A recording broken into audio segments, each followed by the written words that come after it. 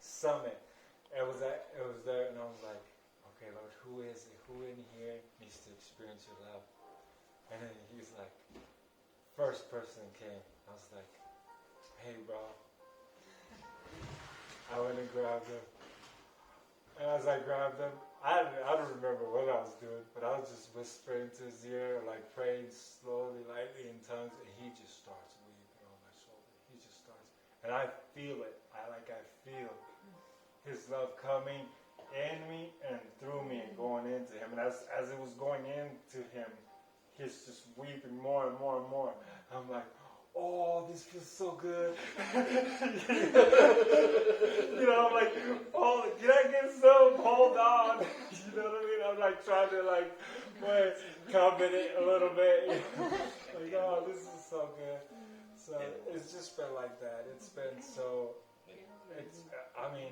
Those type of moments. It's unbelievable. Like you can't. And I'm still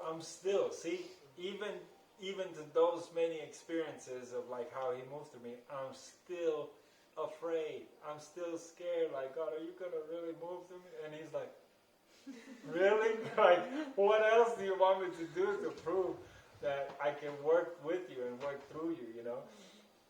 So, but I have some other ones. I have like some hiccups as well. There's been times where I had hiccups. I mean, I'm just like bad. I was like, people ask, or I would go. Let me think of one. I was somewhere in Orlando, and I shared something with this girl, and she came off at me very and I got stuck. I didn't even know what to say. And because I was just trying to share with her about Jesus, and she's like, who is this?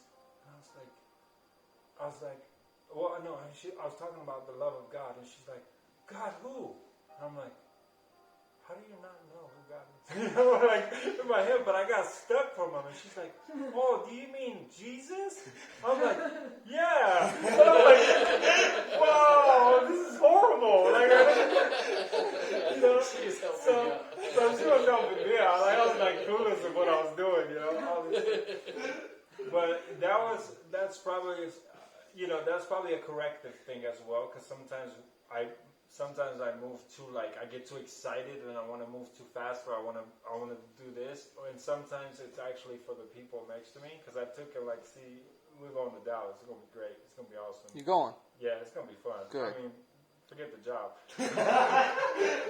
No, I need you, man. No, but I went to Dallas before, and there's different times where I took different people with me, and they're different callings, prophetic, all this other stuff, prophets and all that. So it's beautiful to see. We go all out, and just whatever the Lord wants to do, let him do it. So he starts to minister to different people in different ways. And it's cool because when for me, Orlando was a correction thing, because I was not supposed to go minister to that girl. I was supposed to let somebody else do it. But I was supposed to, encourage that. You know what I mean? I was supposed to do something else, but just not that.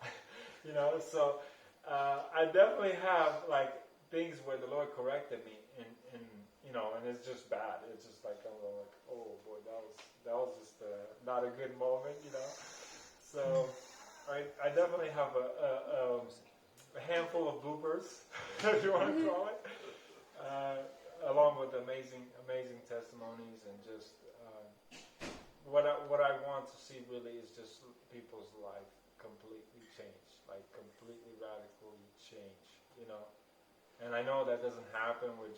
You just got to continuously sow seed into people, continuously say certain things. I feel like I'm very repetitive. With certain people that are in my life close to me, I tell them the same thing over and over and over and over and over. Washing them with the word. Yeah, it's just the same thing, and I'm like, this is getting really